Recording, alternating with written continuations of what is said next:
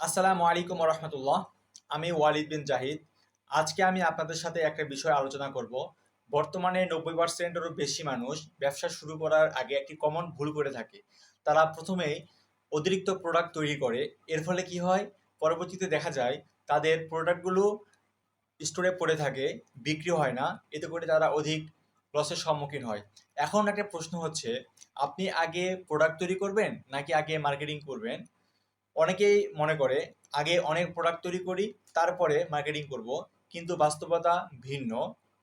আপনাকে আগে জানতে হবে আপনি যে প্রোডাক্টগুলো তৈরি করছেন সেই প্রোডাক্টগুলো আপনার কাস্টমার পছন্দ করে কি না, তারা কি ধরনের প্রোডাক্ট পছন্দ করে, আপনার প্রোডাক্ট কোয়ালিটি কেমন, তারা সে কীরকম প্রোডাক্ট কোয়ালিটি চায়, আপনার প্রোডাক্টের প্রাইস এবং তারা কি ধরনের প্রোডাক্ট প্রাইসের উপর ভিত্তি করে তারা প্রোডাক্টটি আপনার কাছ থেকে কিনবে, সকল বিষয়ের উপর ধারণা রেখে আপনি যদি প্রোডাক্ট তৈরি করেন, এতে করে আপনি আরও অধিক বেশি সেলস পেতে পারেন।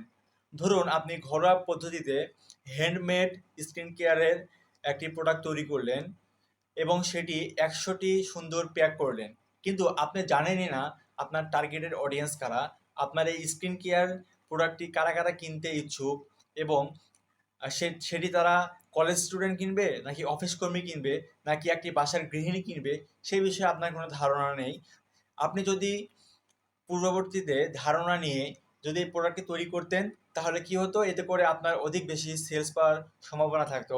এখন আপনি কি করবেন, আপনি ছোট্ট করে একটি ক্যাম্পেইন রান করুন, তাদেরকে মেসেজ দিন, তাদের ইনবক্স চেক করুন, তাদের অ্যাক্টিভিটি চেক করুন, তারা কী ধরনের প্রোডাক্ট চায়, কী ধরনের প্রোডাক্ট তারা পছন্দ করে।